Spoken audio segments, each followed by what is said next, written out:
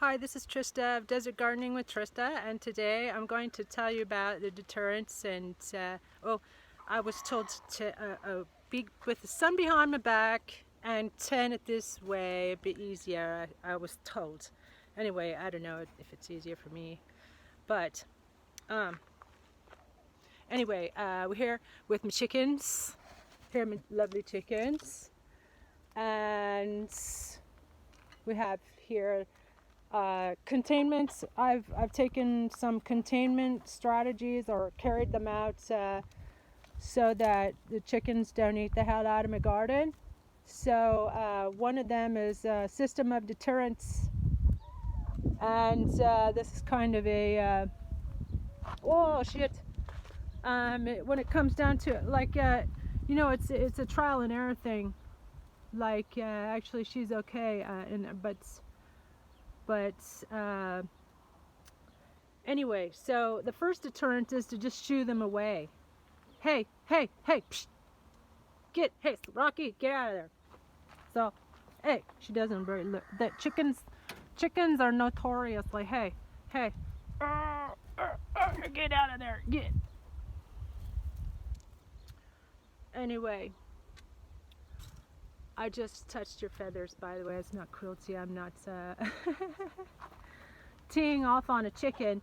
Anyway, so actually I'm going to stop now because I don't know. Well, no, maybe I won't stop. Okay, so number one deterrent, shoo them away. Second deterrent, use fencing. Chicken wire seems to be best because I like it because you can see through it. And so they've been just showing me, one got in here, so you have to, I did tighten it up. You know, you just follow them around your garden so that, and kind of, you know, move them on, kind of like herding sheep or lifeguards. I consider I'm a lifeguard. I'm a lifeguard because I'm guarding the life that I have created or invested in love and energy and passion and time in this garden. And my chickens are my helpers, my garden helpers, and they fertilize it, they eat. Oh, holy crap, hey, get out of there, you cocksuckers, get. That's my steam. I don't know how they get in there. I have to figure out how. What the hell?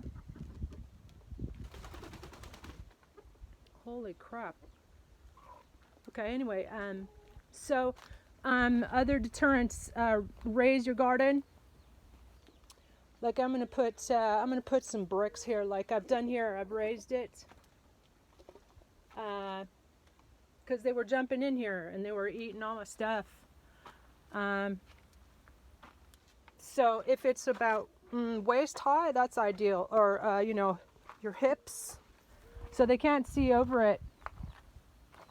And another deterrent is plants that they don't like, or like succulent. Well, they do actually kind of. They'll eat succulents. Some succulents. Yeah, they do. They'll eat succulents. But aloe and agave. These are like a spiky aloe. It's pretty, but it's spiky, and so they leave it alone. And then other stuff like this wandering myrtle can kind of survive. And I don't know what this is, but everything leaves it alone. It grows great. Spiky things, actually, something ate this down to the nub. Like I had to replant it, but I put some more agave or no aloe, like tiger aloe, in here as a deterrent. That's actually a little agave. So this would be a great spot for like a little agave collection. So I kind of group it in terms of making it protected. So they're checking out. They're just going underneath. There's a mesquite tree over there, and there's some bamboo, and they can't do any damage to that. There's some aloe. There's some other thing is kind of like out of the way, and a deterrent, like a natural deterrent. I took this bark from the tree, and I love the bark, and it reminds me of the tree. So eventually, I want this place to look like a forest, like you're entering a forest. So they help me, and maybe they kind of munch on that lemongrass a little bit too much. But you know, it's growing and still. And what I'll do is I'll take like a piece of that lemongrass. That's actually Mama G's lemongrass, original lemongrass, and she used to have a huge pot of it. So I think I'll take a bit of that and whoa, they're competing. It must be pretty lush right there. So yeah, she's just getting some grass. So like deterrent, like I put, you know, you have to cover it. Like you have to raise your garden like this. You know, I need to put some cinder blocks here, and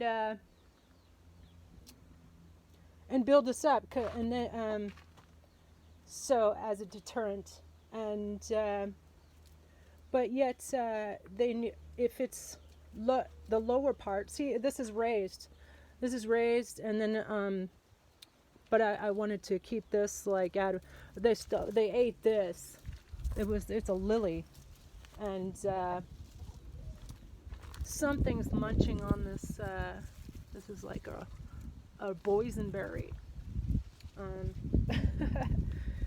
and this guava is not doing very well. I always like mulch it. I think they maybe scratched, so like the roots are exposed. So you have to, when you're doing this, when you're free ranging your chickens, you need to constantly be mulching your trees and plants, because they're just like eat the hell out of it. They eat the hell out of your garden if you let them. So you have that aloe vera. It's just like you know, nothing bothers it, and I just stuck it in the ground there before, and that's the awesome thing about aloe. You can grow it in pretty much anything, and it's a great. Well, I mean, like, hey guys, leave that alone. So here's another. This was originally a heart-shaped potato beds, but like the javelinas came and ate all the potatoes. Then you know, it's got a lot of stuff in here. It's got a couple. It's got pomegranates, a small pomegranate right there. It's got hollyhock right here, and I had to cover it. You know, first this was made. A friend Indio made that, and then they were jumping into it still. So at first I tried to put some branches. That didn't seem to work. Although it's great to have branches here. So that there's this. It's from Brazil. It's this fruit, and like this is one of them right there, and it grows these really cool primitive fruits, and it just vines like crazy, and it goes. You know, like last year it went up the tree. But yeah, anyway, so those are some deterrents used. So to sum up,